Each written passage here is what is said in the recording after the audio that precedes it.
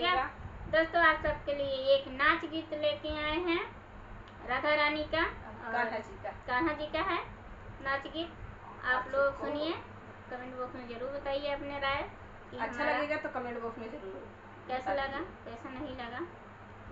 ज्यादा बड़ा नहीं है, छोटा सा, आप लोग फुल आवाज करके ही सुनिएगा। अब ना बने गिरधारी हमारे तोरे, अब ना बने गिरधारी, अब ना बने गिरधारी हमारे तोरे, अब ना बने गिरधारी।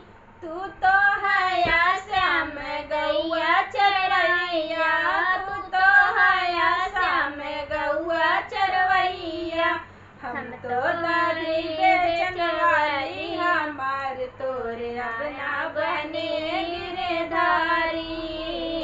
हम दधी बेचन वाली हमारे तोरे, अब ना बने गिरधारी, अब ना बने गिरधारी हमारे तोरे, अब ना बने गिरधारी, अब ना बने गिरधारी हमारे तोरे, अब ना बने गिरधारी। तू तो है श्याम नंद बाबा के, नंद बाबा के, ओ नंद बाबा के, तू तो है श्याम नंद बाबा के।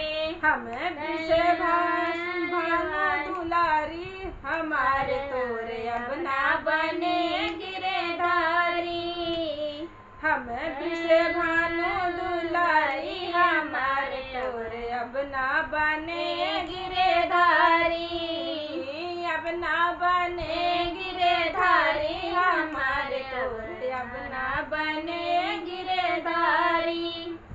तू तो है श्याम बंसी बजैया, बंसी बजैया हो बंसी बजैया, तू तो है श्याम बंसी बजैया।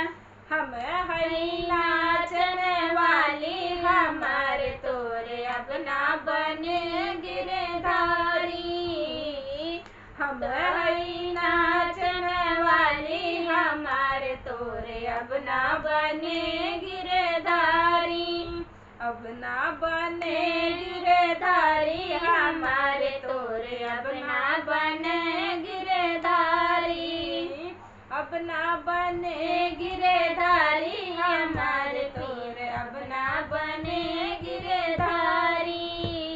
हमारा गाना आप सबको कैसा लगा कमेंट बॉक्स में जरूर बताइएगा। मिलते हैं नए गाने साथ नेक्स्ट वीडियो में, तब तक के लिए धन्यवाद।